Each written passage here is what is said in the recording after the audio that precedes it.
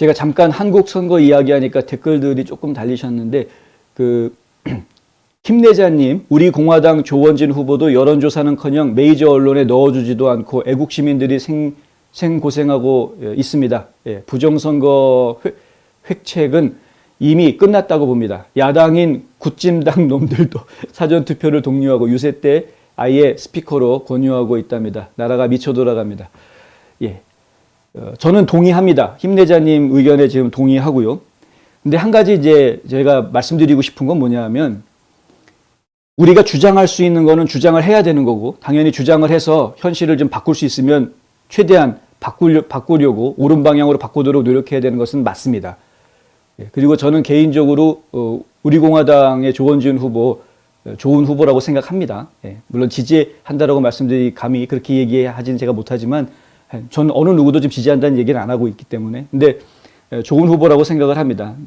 다만 이제 저희가 신경 쓰는 부분은 뭐냐면 아무리 우리가 주장을 하고 애쓰더라도 어차피 현실로 다가올 수밖에 없는 안 바뀌는 것들이 있다는 것이죠. 그게 이제 사전투표 같은 것들이 이제 그런 대표적인 예인데 사전투표 하지 말자고 주장을 아무리 해서 했지만 결국은 하게 되지 않았습니까? 그러면은 하게 된 것을 현실을 무시하면 안 된다는 겁니다. 현실은 현실대로 우리가 받아들여서 대책을 세워야 되는 것이죠. 그러면 사전선거라는 거 안 할 수는 없는 거니 어차피 하게 된다 그러면 그에 대해서 어떤 대책을 세울 것인가 이것을 이제 논해야 되는 것이고 거기에 힘을 모았으면 좋았을 텐데라는 생각을 이제 하고 있는 것이고요.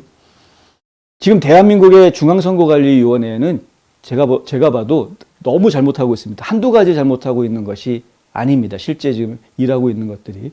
지금 대통령 후보로 나와 있다라고 하면 적어도 똑같은 돈을 내고 입후보 과정을 거쳐서 똑같이 과정을 거쳐가지고 큰 정당이라고 더 많은 돈을 내고 입후보하는 것도 아니고 또 뭐 큰 정당이라고 해서 더 많은 인증서 동의서 같은 거 받아가지고 사람들 더 많은 동의서를 받아서 내는 것도 아니고 아무것도 아닙니다. 똑같은 조건으로 입후보한 후보들입니다. 그러면은 똑같이 다뤄주는 게 당연한 것인데 그게 공정한 것이고 그것이 정의로운 것인데 이 중앙선거관리위원회도 그렇고 한국의 모든 언론사들 다 똑같이 딱 처음에는 2명만 계속 얘기했었죠. 그러다가 눈치 봐가지고 이제 4명으로 늘려서 4명만 얘기하고 뭐 조원진 후보라든가 김동연 후보라든가 뭐 허경영 후보라든가 뭐 이런 사람들은 어쩌다 한 번씩 이렇게 슬쩍슬쩍 얘기해주고 넘어가는 어쩌다 한 번 뭐 나올까 말까 여론조사 자체에 아예 빠져 있다라는 것도 저는 굉장히 충격적이었고요.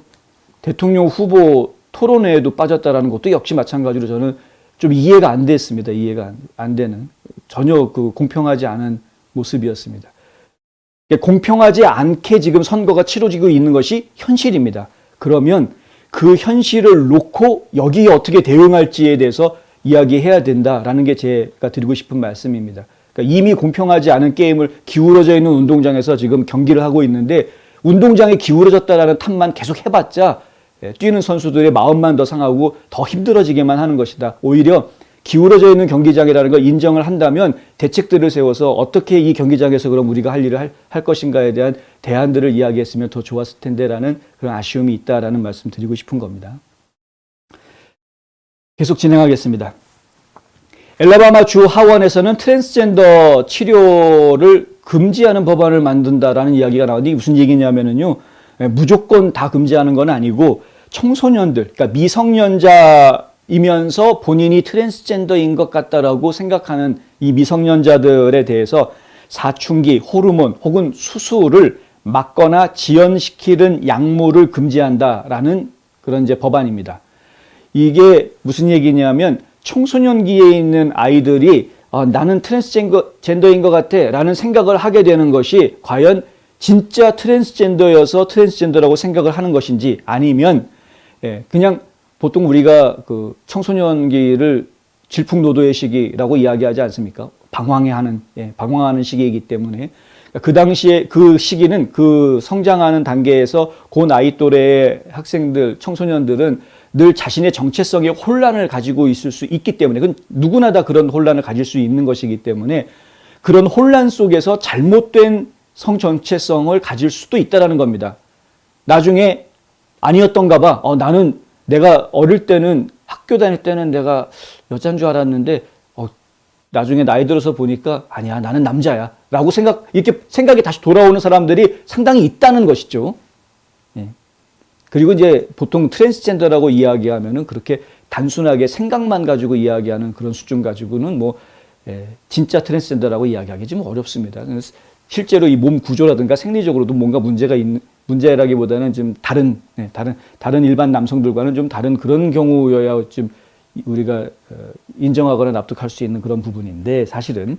근데 어쨌든 간에 그 지금 청소년기에 있는 이런 학생들 중에서 트랜스젠더가 아닌가라는 그런 고민을 하는 학생들을 상대로 이 치료해 주는 것, 약물 치료 같은 걸 얘기하는 것이죠. 이것을 지금 금지하겠다라는 것입니다. 어제 하원 법사위에서 이것이 통과가 됐습니다. 일각에서는 이것이 왜 법사위원회에서 통과가 돼야 되느냐, 보건위원회가 있는데 약물에 관한 거면은 보건위원회에서 다뤄야 되는 것인데 왜 이걸 법사위원회에서 다뤘느냐라고 비판하는 사람들도 있습니다. 그런데 법사위원회 쪽에 있는 의원들의 이야기를 들어보면 이런 이야기를 합니다. 자, 지금 트랜스젠더 문제를 놓고 이야기를 할 때 우리가 청문회를 갖는다. 많은 사람들이 나와가지고 자기 의견들을 얘기해 준다. 그때 그 의견들을 들으면서 의사들도 쭉 놓고 의견을 듣는데 의사들 수십 명의 의견을 들었을 때 과연 서로 다른 이야기를 하고 있는 의사들의 말을 들으면 이 의사의 말이 맞는지 저 의사의 말이 맞는지 그걸 어떤 기준으로 판단하느냐, 이 의사가 더 권위가 있는지 저 의사가 더 권위가 있는지 어떻게 판단할 수 있겠느냐 하는 문제가 생긴다는 겁니다. 이거를 의학적인 차원으로 접근을 하기에는 곤란한 문제가 있다. 법에서 다루기에는. 그리고 이 내용에는 형사처벌법 내용이 들어가 있습니다. 그러니까 형사법으로 좀 처벌을 하겠다는 내용이 들어가 있는데 보건 이슈를 가지고 형사법으로 처벌한다는 것은 상당히 어려운 부분을 가지고 있다. 아까 말씀드렸던 그런 그 증언을 해주는 의사들의 입장에 따라서 이거 처벌을 해야 될 대상인지 아닌지가 말이 바뀔 수가 있기 때문에 그래서 이걸 법사위원회에서 처리하고 있는 것이다 라는 이야기를 합니다. 그리고 이 문제는 상당히 지금 정치화되어 있다라는 이야기도 나오고 있습니다. 또 정치화될 수밖에 없죠. LGBTQ를 어떻게든 인정받게 하려고 법적으로 보호하게 하려고 하는 그런 세력이 있는 것이고, 그리고 그런 것을 떠나서 LGBTQ가 보호받는 그 문제가 아니라 이거는 지금 기본적으로 인권에 대한 문제이고 자유권에 대한 문제이고 결론적으로 그리고 이 사회 질서에 대한 문제이다.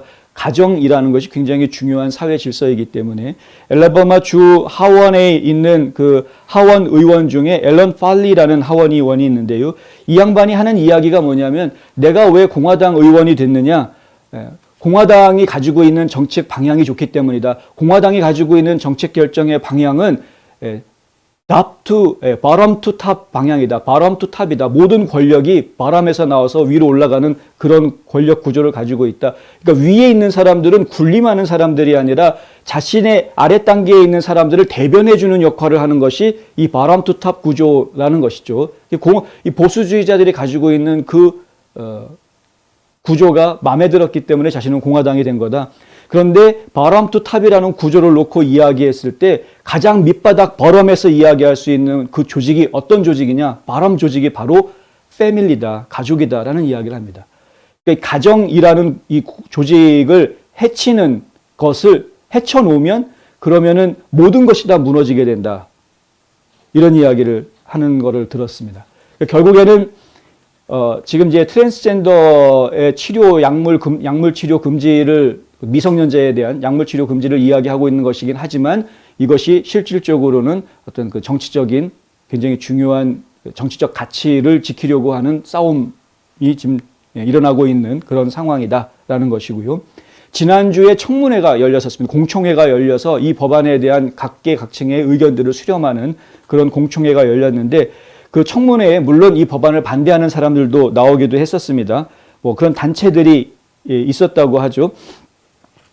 그런데 반대로 이 청문회에 나와서 증인한 사람들 중에는 청소년기에 본인이 트랜스젠더인 줄 알고 그것에 대한 약물 치료를 받았는데 그 약물 치료 때문에 부작용으로 인해서 오히려 더 큰 건강이 망가진 이러한 사례를 가진 학생과 부모가 이 청문회에 나와서 증언하는 그런 일이 있었다고 합니다. 실제로 트랜스젠더들을 한테 지금 제공되고 있는 이 약물이 상당히 독성이 강하기 때문에 실제로는 위험한 약물이다라는 지적들이 의학계 곳곳에서 나오고 있다. 그럼에도 불구하고 LGBTQ 옹호론자들은 그게 문제가 안 된다라고 계속 주장하고 넘어가려고 하고 있고, 지금 이제 그것을 문제시하려고 하는 의학계에서는 그 약물은 지금 문제가 있는 약물이다라고 계속 얘기하고 있는 상황이다라는 것이죠. 근데 이러한 정보들이 제대로 알려지지 않기 때문에, 그렇기 때문에 지금 본인의 정체성을 고민하고 있는 미성년자들이 정확한 정보를 받지 못한 상태에서 잘못된 선택들을 했다가 후회하는 그런 경우들이 많다.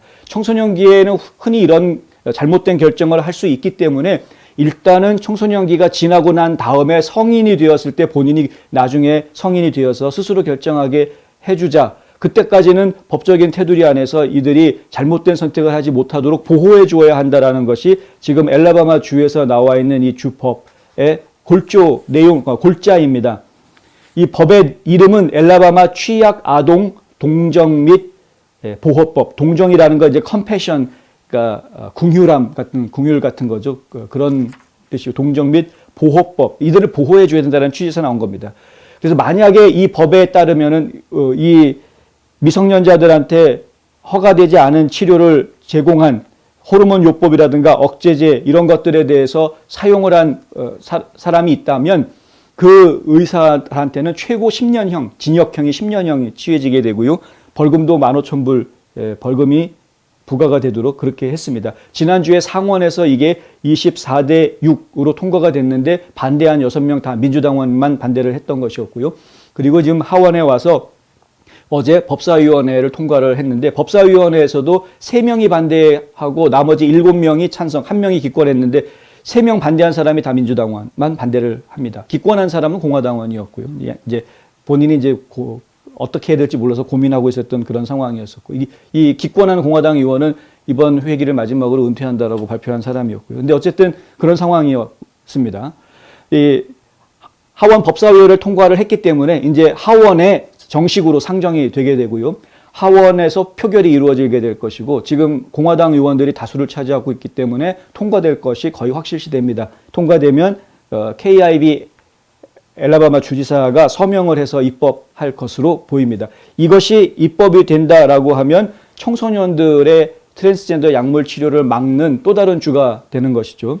앞서서 이런 것을 허용한 금지하고 있는 주들이 이제 있기는 있습니다. 아주 없는 것은 아니고. 근데 이제 엘라바마 주도 상당히 앞선 대열에서 이 트랜스젠더와의 전쟁을 치르고 있는 그런 주이고요.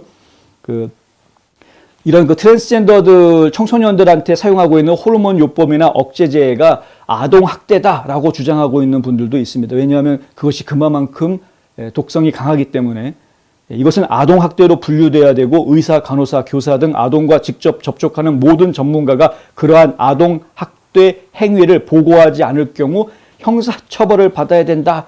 이 엘라바마 주 하원 의원들이 하는 이야기입니다. 강력한 법안이 나오는 것은 저희는 좋다고 생각을 하고요. 일단은 그 청소년 시기는 다른 시기와 다르게 아까 말씀드린 대로 본인이 지금 방황할 수 있는 시기이기 때문에 나중에 가서 후회하지 않도록 하려면 방황하는 동안에는 부모들이 보호를 좀 해주듯이 법적인 안전장치도 좀 필요할 것이다 라는 이야기입니다. 그래서 가족을 지키고 가정을 지키도록 사회 구조가 질서를 만들어 주어야, 그래야 그 사회가 무너지지 않을 수 있는 것이죠. 가정을 다 해체해놓고 깨고 국민들 무시하고 불법 외국인들을 막 끌어들이고, 이거 전부 다 옛날에 베네수엘라에서 있었던 일이라고 합니다. 이 의도적으로 이렇게 하는 거예요. 의도적으로 이렇게 해서 일부러 선거 결과를 바꾸기 위한 조작들을 지금 벌이고 있는 것이다라는 의혹이 강하게 나오고 있는 상태죠.